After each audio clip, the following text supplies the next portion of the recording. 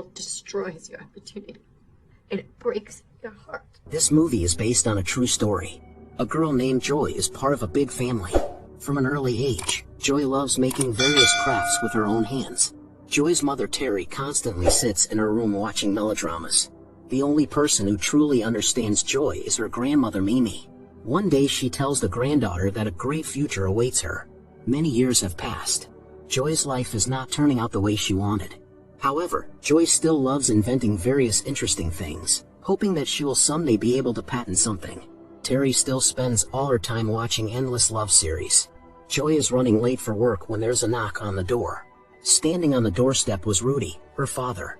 Rudy's wife Sharon kicked him out of the house, so he had nowhere to live again. Of course Terry is not happy to see her ex-husband. They start arguing as usual. Joy can no longer listen to this constant quarreling. In an outburst of emotions, Rudy began trashing the apartment. Joy's children of course hear it too. Rudy asks his daughter for forgiveness, while Terry continues watching her series. Since there are no vacant rooms in the house, Rudy will have to temporarily live in the basement. Tony, Joy's ex-husband, who is unemployed and sings all day, also lives here. In general, the family is in a difficult life situation. Joy is already catastrophically late for work, so Mimi will take the children to a birthday party. Peggy, Joy's paternal half-sister, arrives. She often makes jokes about Joy, considering her a loser. Joy works at the airport and is very tired. In addition, the boss announced that employees will now have to take night shifts. Rudy helps his daughter pay the mortgage and has his own business, but things are not going well so far. Joy has a couple of ideas to improve the business, but her father is busy dating women. This time he's going on a date with Trudy. Tony and Rudy constantly argue. But even when Rudy leaves for the date, the house doesn't become quieter. Terry constantly sits in front of the TV and neglects cleaning, so Joy has to do everything herself. The plumbing gets clogged, and once again Joy has to take matters into her own hands. In the evening, despite her fatigue, Joy reads a book to her daughter. Joy feels trapped. As soon as she lies down, she falls asleep.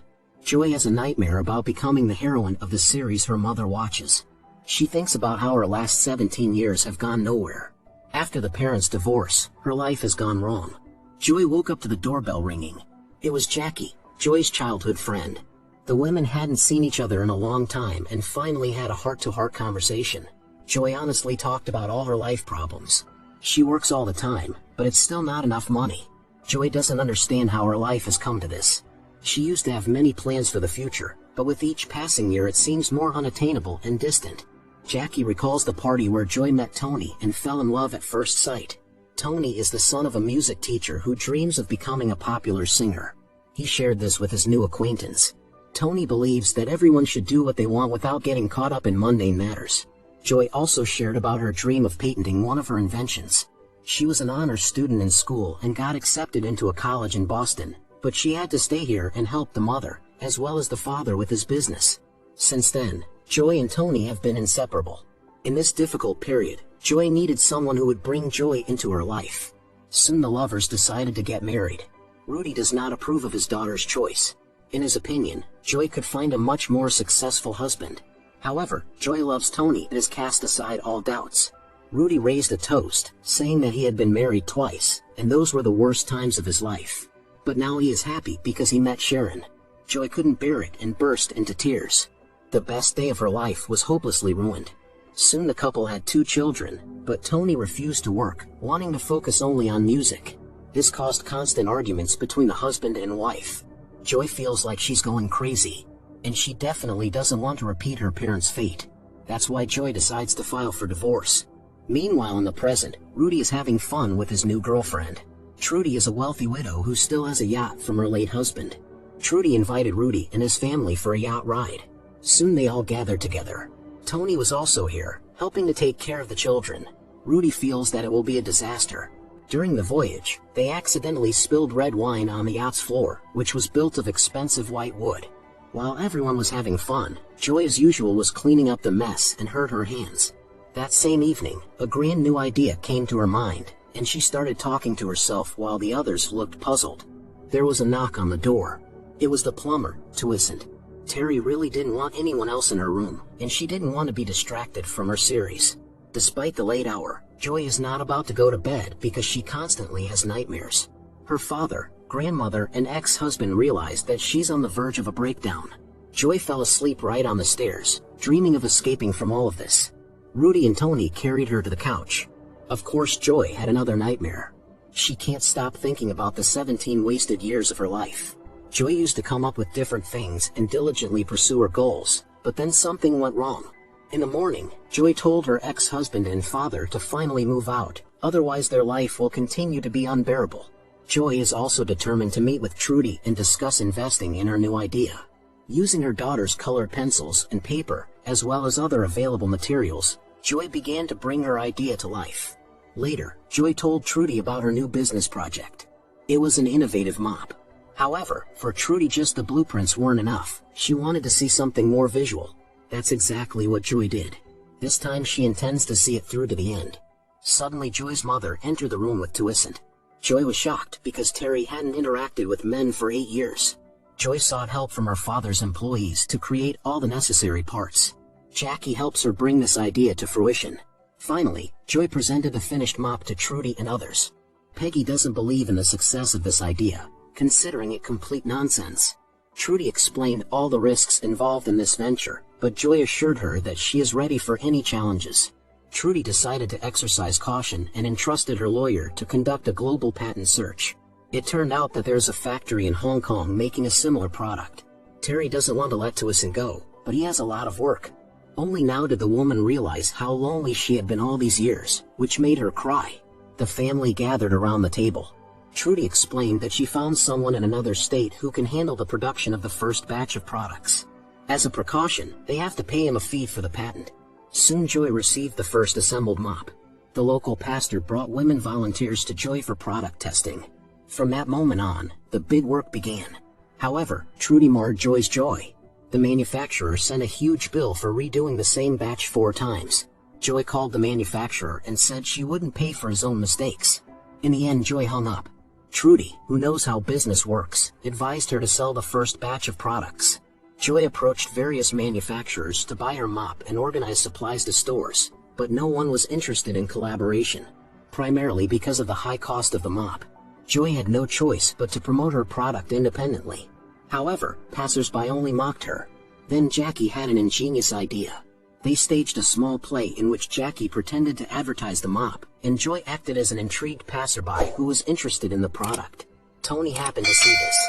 It also caught the attention of the police, who confiscated the merchandise for selling in an unauthorized location.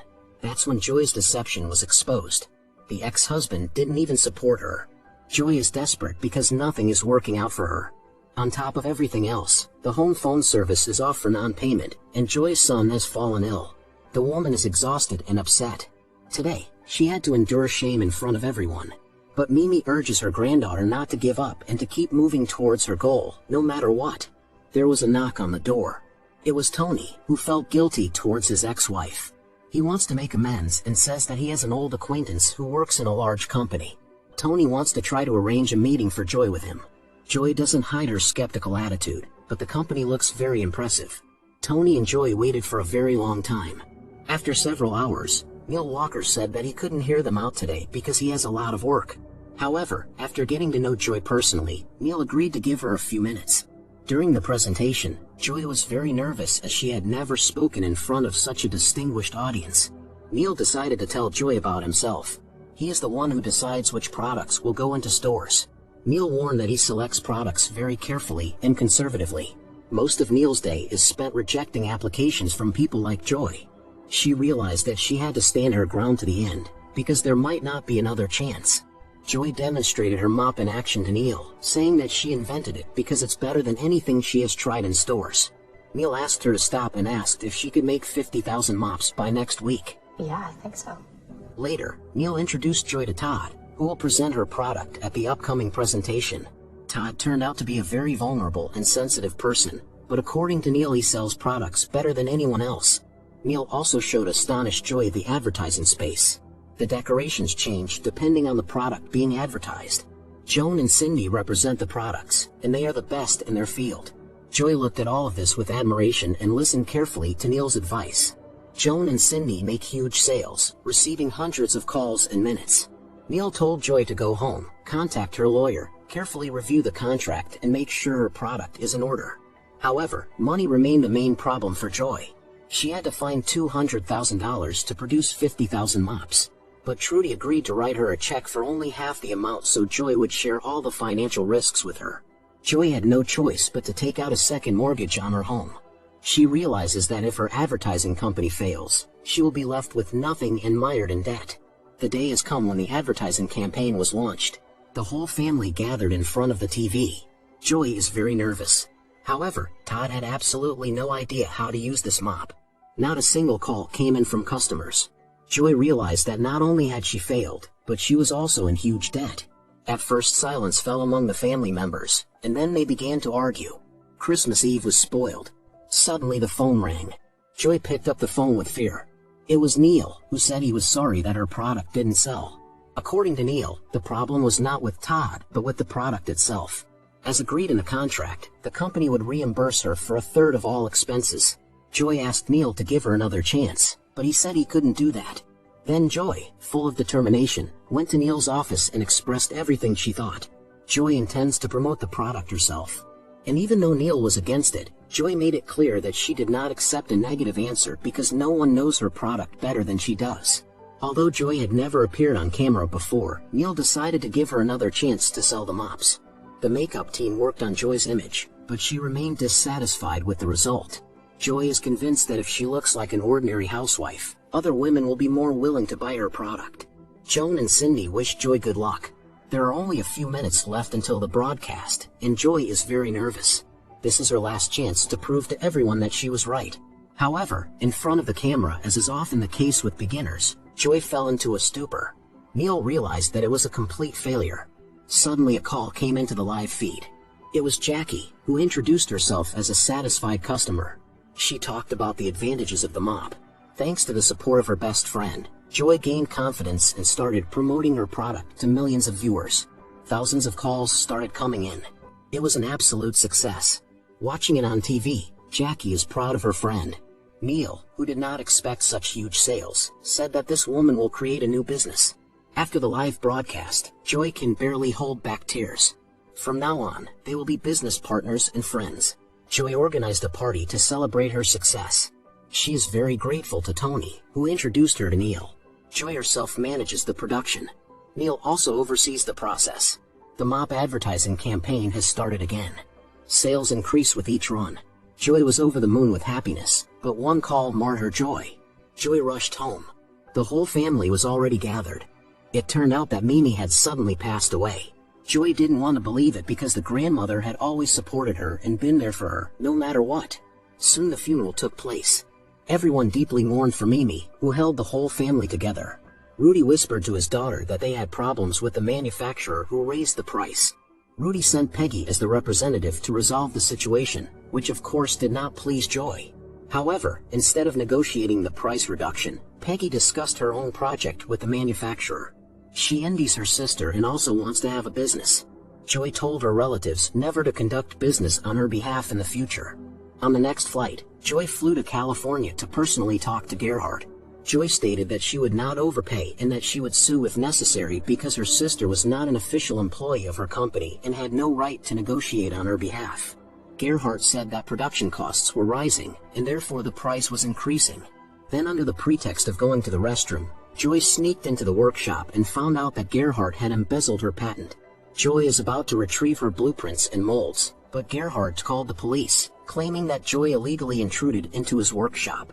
As the officers took Joy away, she promised Gerhard that he wouldn't get away with it. Joy was arrested, but Trudy agreed to bail her out. Now Joy has even more debts, and she also has to pay her lawyer. It turned out that Gerhard's boss, who owns the company, stole her patent, and now all the legal rights belong to him. According to Trudy's lawyer, this is a knowingly losing battle. Moreover, when Peggy paid unjustified bills, she worsened the situation. Joy is desperate, with $500,000 in debt. Trudy convinces Joy to declare bankruptcy as there is no other choice. If they go to court, they are more likely to lose. Trudy believes that Joy will never become a successful businesswoman because she lacks toughness and intuition. Rudy also convinces his daughter to sign the bankruptcy papers. This means she will lose the house that was mortgaged.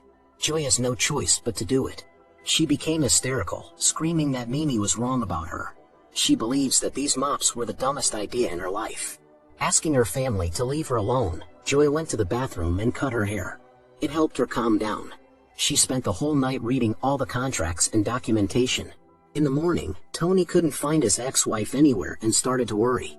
Seeing a note on the mirror, he realized that she had already left the state.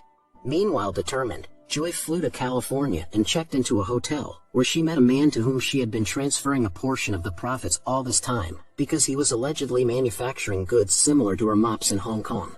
But it turned out to be a fraud. In fact, Joy's mops have no analogs. Bartholomew assured her that he would refund all the payments and even pay more on top. Joy made the man sign a document stating that he does not claim her patent. Joy tolerated almost everything, but now she began to act tough and determined. Some time has passed since then. Joy has many patents that have broken all records. Joy has become a wealthy woman and moved into a big, beautiful house.